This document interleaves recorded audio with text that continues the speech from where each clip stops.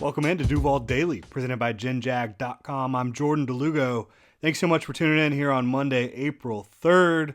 According to Aaron Wilson, Jaguars, they are set to meet with Georgia edge defender Nolan Smith. Fun stuff. So we're going to talk about Nolan Smith, where he might fall in the draft, how he could potentially fit with the Jaguars, where he would make sense for them.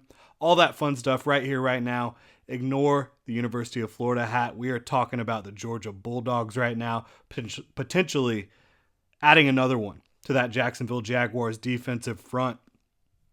Could the Jaguars be looking for info on one of the many other prospects coming out of Georgia this year? Sure, they could be. But we're going to take this at face value, considering the Jaguars already have Trayvon Walker in the building. If they were trying to just find dirt or find out more information, Trayvon Walker would be a pretty damn good source.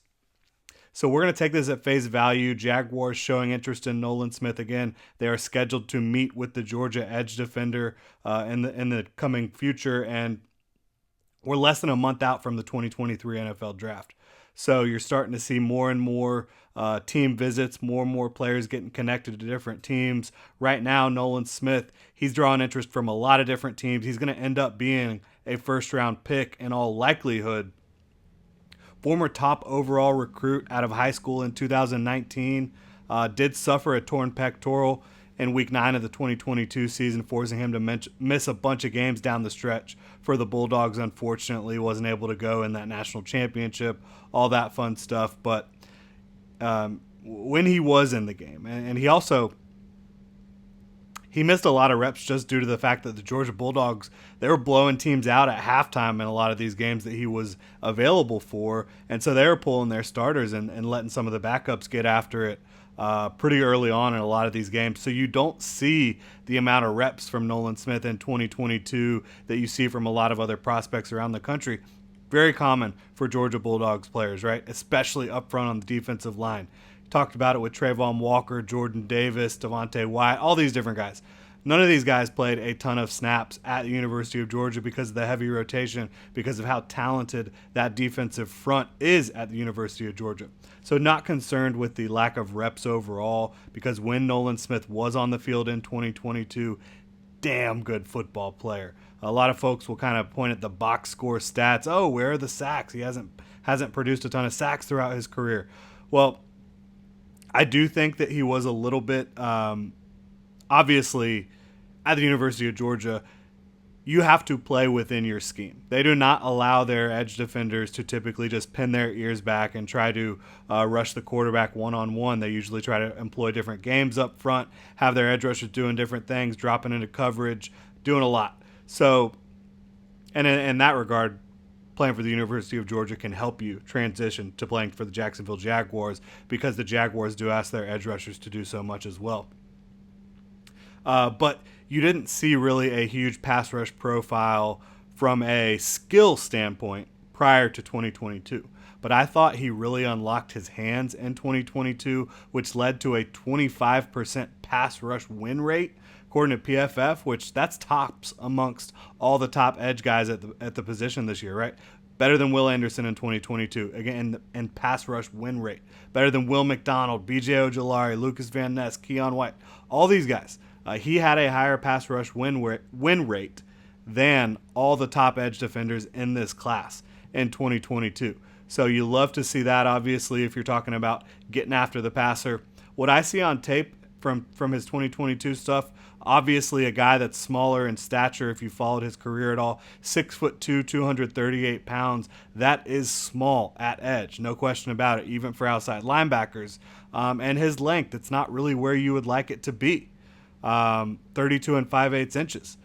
But for me, the proportional length is fine. At 6'2", having 32 and 5/8 inch arms, that's fine. Is he bulky built? You know, Trent Baalke is a drafter that has really valued length and size and bulk and athleticism. He doesn't check all those boxes, but he does check the athletic boxes, no question about it. We'll see if Nolan Smith falls to 24 overall. Potentially the Jaguars maybe get a little antsy. Maybe they move up. We'll find out how interested the Jaguars are in Nolan Smith potentially here at the end of the month when the NFL draft rolls around. First round is Thursday, April 27th. But while he doesn't have the length and the mass you might be looking for, he is faster and more explosive and more fluid than anyone he is going to line up against at the NFL level. He is an insane athlete, and that shows up on tape consistently. But just look at his testing numbers. 1.52 10-yard split, 99th percentile. 40-yard dash, 4.39, 99th percentile. A 4.3 40 for an edge defender. That's unreal. 41.5-inch vert, 98th percentile. 128-inch broad, 95th percentile. This guy's spider chart is all towards the athleticism side and very sparse when it comes to, height, weight, arm length, hand size, all that stuff. But an elite athlete at the position, and it consistently shows up on tape. Like I said, in 2022, I thought he developed his hands in a big way as a pass rusher, using them not only to get inside to the body of tackles, but using them to displace opponents' hands, using independent hands. He can win on the outside track. He can rush through you with his speed to power generation, and he can win inside with kind of like this crossover that he has. Such quickness, such explosiveness. Tackles, tight ends, whoever he's lined up against, they just do not have the ability to match that athleticism. And when you combine that with his natural leverage at 6'2", he's a tough assignment for anyone. Against the run, he is undersized, but he plays the edge like a junkyard dog out there, wins with that natural leverage I just mentioned, and he can blow guys up at the line. Like, even if he's only 238 pounds, he does show strength on tape, and the natural leverage does help him with that. So does the speed and explosiveness, but he'll blow you up, no question about it. Whether you're at the line of scrimmage, whether you're a pulling guard or tackle, he can get underneath you and displace you, get you off your feet. Really, really impressive stuff. Displays really tremendous lateral agility, fluid hips. That gives him that ability to scrape at the line of scrimmage. Has a ton of experience dropping in coverage, fluid and comfortable in that regard in shallow zones. I think he probably has the athleticism to cover tight ends potentially one-on-one. I don't know that you're going to ask him to do that, but could he do that? I think he probably could. I think he could probably play off-ball linebacker if you really wanted him to, and you could definitely use him as an off-ball linebacker, as a blitzer, as a guy covering shallow zones again. So a lot of versatility for what you can do with him. Look, for me, with Nolan Smith, you saw him come alive as a pass rusher in 2022. You know that the pedigree's there. The athleticism is off the charts. He's able to knife in the backfield like no other in this class. And he does show the physicality, the ability to play against the run as well. So for me, it's size be damned. If the Jags want Nolan Smith and they can land him, he'd be an awesome fit as a rotational edge early on. Has the room for development in his frame and in his game and his pass rush arsenal. I think eventually he's going to be a really good starter in this league despite his size. He's already winning at a high rate in the pass rush department in 2022 and really over the last 2 seasons. Should continue to improve there. I think he'd be a lot of fun. Now, what I will caution folks against, what I have been saying for quite some time, I think the Jaguars need to pursue a veteran edge rusher. You do not want to put everything on these young guys coming in to be impact pass rushers in year one. It's difficult to do that. You've seen that throughout the course of draft history, right? Most young pass rushers, it takes a little bit of time for them to get going.